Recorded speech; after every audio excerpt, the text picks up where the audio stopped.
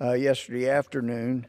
And it's interesting, though. It is entitled Fairness for 9/11 Families Act, and it makes 2.982, right at $3 billion available for 9/11 families. Well, you know, there's been a lot of money provided in the past, but it's interesting because just last week I was talking about this article from September 12th, Daniel Greenfield, about what the Biden administration was doing in battling against 9/11 victims' families in court, because there was $7 billion of Afghanistan assets, or bank funds, liquid money, funds in the bank in America that were frozen after 9/11 when we found out who was responsible.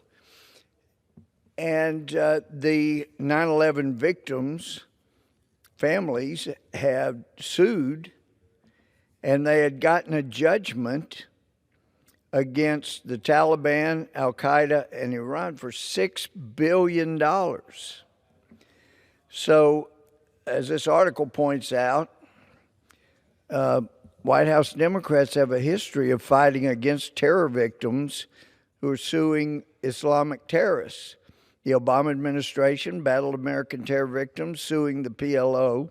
In 2015, after they won a $218 million judgment against the terror group, Blinken, then only a Deputy Secretary of State, intervened, claiming that the lawsuit threatened, quote, several decades of U.S. foreign policy, unquote.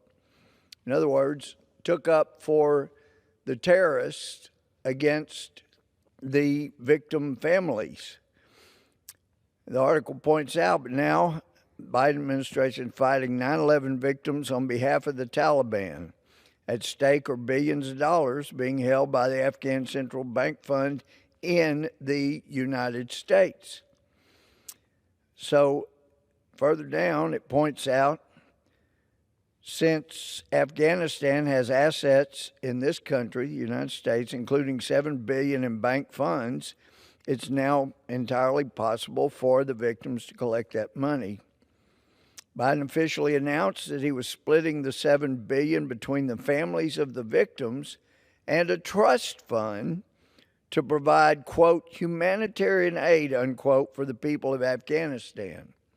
And for those that don't understand international relationships, when the Biden administration says it's for humanitarian aid, what it means is they got to give that money to the Taliban and trust that the people that have lied and killed Americans and killed 13 Americans on the very day that the Biden administration had that ridiculous hasty retreat, you're going to trust them? Are you kidding me? It's just so outrageous. The article points out that $3.5 billion was placed in a separate trust that would be separate and distinct from around $800 million the Biden administration has already spent on aid to Afghanistan. Wasn't enough that this administration was left $85 billion worth of military equipment that they could use to attack us later. They've been sending millions of dollars over there. Like that's going to really go to help the people? The article points out what Biden actually did was take money off the table for the 9/11 victims, and it got worse. On the same day as Biden's executive order reserving $3.5 billion for the terrorists, his Justice Department filed a statement of interest in court arguing that the judgment for the victims of terrorism here in the United States was too large, and that actually turning over the money to those victims in America would interfere with the Biden administration's foreign policy in Afghanistan. Like we've got a foreign policy in Afghanistan? Who believes that? This administration tucked tail and ran so fast it exposed our military, our people, our allies to death. Policy in Afghanistan, for heaven's sake. Article points out, now a magistrate judge has repeated back much of the Department of Justice's arguments and ruled for the Biden administration that the 9/11 families who were laying claim to the other half of the $7 billion, that $3.5 billion, were not entitled to it. If it weren't for the Biden administration going to court and fighting against the 9/11 victims' families, there would have been $3.5 billion. And this is not just some speculation. That's money in the bank. This is liquidity. This is money that's there. And the Biden administration has been fighting them in court to keep them from getting that $3.5 billion with a B that the Biden administration wants to give to the Taliban for, quote, humanitarian aid, unquote. No, the Taliban is more likely to torture and kill, as they have done anybody that was our ally, than provide true humanitarian aid. To them, humanitarian aid is treating women like property, preventing them from having education, which was improving, and killing those with whom they disagreed. It's just tragic. So, and if there's any doubt about who would get the money, the deputy governor of the bank that this will go through is a Taliban leader who we have listed specifically as a global terrorist. And that's who the Biden administration wants to help. So it shouldn't have been a surprise. I talked about this here on the House floor last week, that the Biden administration was fighting our own 9/11 victims,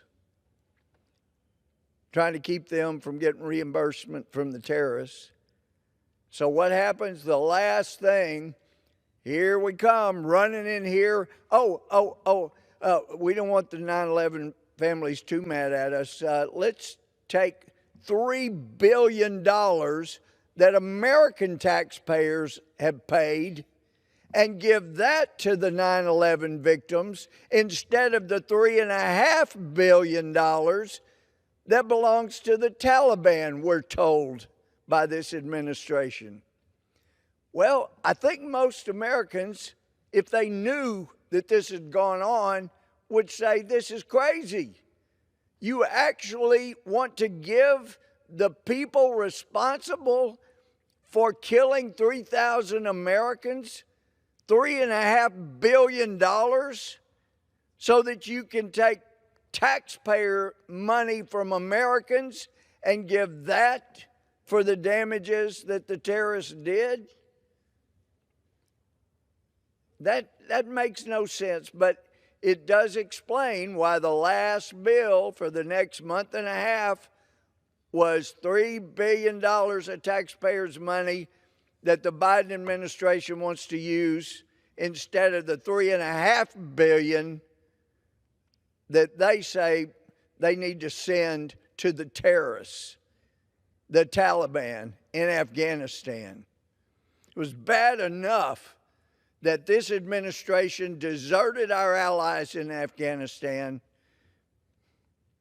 and left them to be massacred by the evil within the Taliban. And now they want to give the terrorists even more money. I mean, at least you would have thought somebody in this administration would have said, you know what, we left them $85 billion of military equipment. I think they can get $3 billion out of that and pay that would pay the victims of 9/11. But this administration, $85 billion of equipment they left with them, has added $800 million of American taxpayer dollars sent over there to the Taliban for humanitarian aid. Yeah, right. And now they want to give $3 billion more of taxpayer money instead of terrorist money, give that to 9/11 victims. So I think there were 30 or so Republicans that voted against this, and anybody who tries to say they don't care about 9/11 victims is a liar, because they do, and that's why we've appropriated billions of dollars for them. But in this case today, if everyone on this floor, I can't help but think if everybody on both sides of the aisle, well, I know some would have known, but if they had known there was $3.5 billion from the terrorists' own money in our banks we could give to the 9/11 victims, then they would say, you know, that's probably a better idea than taking it from American taxpayers. That is outrageous. Now, shifting to what's going on in our Department of Justice. We've been seeing these tactics that have been coming for some years. And people know that there was some corruption within J. Edgar Hoover's FBI,